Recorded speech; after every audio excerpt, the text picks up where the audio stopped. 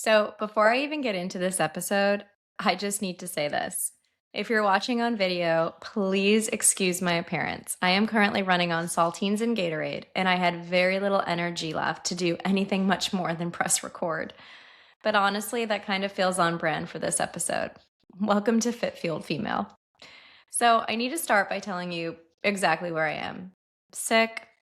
I was iced and snowed in for days in Texas, which already feels dramatic enough on its own. My kids had fevers hitting 104, school was canceled, no childcare, no backup plan. Oh, and I just started a new job, which means I wasn't just a mom, I was a mom, nurse, logistics coordinator, emotional regulator, and an SVP who was on full on ramp mode, working 12-hour days trying to show up strong in a brand new role. Slack is still pinging, meetings are still happening, and expectations, they didn't disappear just because life got hard. But before I go any further, I do need to acknowledge this. My husband was an absolute godsend. He fully stepped into Mr. Dad mode, holding it down with sick kids, managing snow days, taking on more than his fair share so I could go full throttle at work. I'm so incredibly grateful for him. And at the same time, by the end of each day, we were both so drained that we can barely get the words out to talk to each other about how our days went. Not because we didn't want to connect, but because there just wasn't anything left. And then the guilt that starts creeping in. You start asking yourself those quiet questions you don't always say out loud. How am I the mom who can't play with her kids on a snow day? Why did I choose such a demanding career? Why does it feel like I'm always being pulled somewhere else? Even when I was able to focus on work, it didn't feel the same. My brain felt completely fried because it wasn't just working overtime. It was working overtime while also worrying about my kids, my husband, and about how heavy this entire situation felt on our whole family. And on top of all of that, if you live in Texas, you know this. We don't exactly have the infrastructure for this kind of weather, so we are completely at the mercy of Mother Nature to melt it, which means I didn't leave my house for almost 5 days. And that does something to your mental state. It's like Groundhog Day every day. When you can't do the things that normally ground you, your routines, your movement, your outlets, it starts to close in on you. Thank God I had my Peloton. I got in at least 3 days of rides and some light weights. But even that hit a point where I thought, I'm done. I need to get out of this house and I need a real physical in person workout. Because isolation plus pressure plus responsibility, it's a dangerous mix. And just when it felt like maybe we were turning a corner, the first day my kids were finally supposed to go back to school, my son didn't even make it an hour before we got the call. He'd gotten sick in class. So there we are again, back home, regrouping, adjusting, and then I did the thing I always do. I tried to push through. I myself started feeling queasy, and I had two in person meetings I needed to be at, so I took a Zofran just in case I needed to throw up and still make it through the meetings. Well, I got through both the meetings, barely. The second I walked through my front door, my body was like, and we're done. I spent the rest of the afternoon and evening puking my brains out. Turns out what we were dealing with wasn't just exhaustion or timing or bad luck, it was flu B. So, after being stuck at home for almost a week because of snow and ice, we tacked on a few more days because our bodies literally forced us to stop. And that part, that's when it really hit me. Because this wasn't just about weather anymore, or schedules or routines. It was about how far we expect ourselves to go, even when our bodies are waving the white flag. And at some point this week, I caught myself thinking, how am I supposed to do all of this at the same time without completely losing my mind? So, this episode is for the woman who feels trapped between responsibility and reality, the one who's holding everything together quietly while the world keeps asking for more. One of the strangest parts of this week wasn't just the chaos, it was the conflicting emotions. Because when I really stopped and looked at it, I had nothing to complain about. We had a roof over our heads, we prepared well for the storm, we had food, warmth, power, and each other. Aside from typical kid sickness, everyone was basically okay.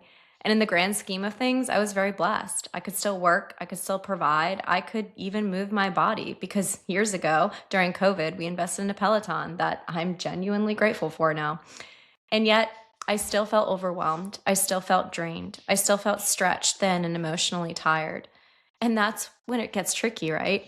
Because when you know you're fortunate, it becomes really easy to minimize your own experience. You start telling yourself things like, I shouldn't feel this way. Other people have it worse. I should just be grateful and push through. But here's what this week taught me.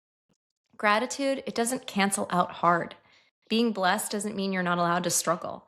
Preparation doesn't mean the experience is suddenly easy. Two things can be true at the same time.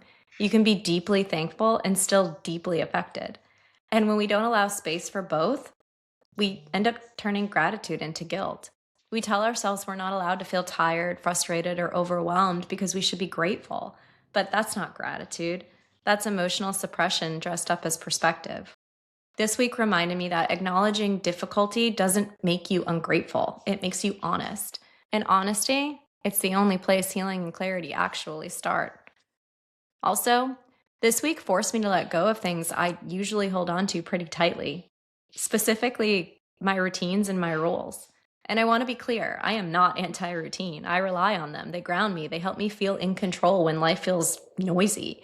But the truth is, routines only work when life is cooperating. And this week, life was not cooperating. So my rules, they had to go out the window. I have a rule that I don't drink during the week. Well, that rule didn't survive this storm. I had a glass of wine almost every night up until I got sick. At first, I was mad at myself. It felt like I was slipping, like I was breaking some internal contract I've made with myself. But then I realized something. That glass of wine wasn't about numbing out, it was about decompression. It was my husband and me finally sitting down together at the end of the day, not fixing, not planning, not triaging, and not really even talking, just breathing in the same space. And that mattered. My gym routine, gone. There was no choice there. I moved when I could, how I could, and I let that be enough. Bedtime routine, totally also gone. My kids slept in our bed every single night. They wore their pajamas all day. Some days they probably didn't even brush their teeth until the afternoon, and they played way more video games than I ever thought I'd allow as a parent. And you know what? They were safe, they were comforted, they were okay. Even the little systems fall apart. Hello Fresh. Oh yeah, that was delayed, so I had to remember how to cook again. One night we ate frozen pizza because that's literally all we had left. And the one night we could finally leave the house, we went to our usual hibachi's place where I normally order sushi. But after Texas roads had been closed for days, raw fish just didn't feel like the right move. So hibachi it was, not because it was ideal, but because it was open, close, and safe. And here's what this week reminded me. Routines are tools, not rules. They're meant to support you, not punish you. Adaptability, it's a form of discipline too. Rigid routines break in hard seasons. Flexible ones bend and keep you moving. Letting go of your rules for a moment doesn't mean you've lost yourself. It means you know how to adjust when life demands it. And that's not weakness, that's wisdom. So let's talk about your power move for this week. I want you to celebrate survival, not perfection. Celebrate yourself, seriously. Whether you're in Texas or anywhere else in the country that got absolutely humbled by Snowmageddon this week, I guess aside from Florida. But celebrate yourself. You made it. You kept people fed, you kept kids alive, you showed up to work in some capacity, you adjusted, you adopted, you survived a week that was never going to look normal, and that counts. This isn't the week that you audit your habits. It's not the week to beat yourself up over routines, screen time, wine, or frozen pizza. This is the week to say, I did the best I could with what I had. Because survival weeks deserve recognition too. We're so quick to celebrate the wins, the promotions, the milestones, the look how together I am moments. But some weeks, the win is simply making it to the other side. And if no one else has said it to you yet, I'm proud of you. You freaking made it. So, what's been fueling me this week?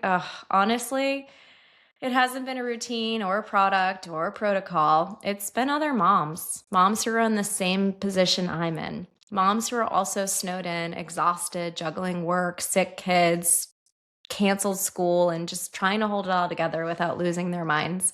It's been having people I can relate to, people I can text, people I can send memes to, because sometimes you don't need advice. You just need someone to say, same girl, this is brutal. There's something incredibly grounding about laughing through the chaos with people who just get it. Sharing memes about the hell we're all living in this week, checking in, reminding each other that none of this is personal, it's just hard. And that kind of connection, that fuels me more than anything else right now. So, if this week looked nothing like you planned, if your routines disappeared, if you did things you don't normally do just to get through, that doesn't mean you're off track. It just means you're human. Hard weeks don't undo the work you've done, they don't erase your discipline, they don't define your future. They're just part of your story. So if you're coming out of this week tired but standing, give yourself some credit. And as you settle back into whatever routine looks like next for you, just remember, stay fit, stay fueled, and stay adaptable. I can't wait to see you next time.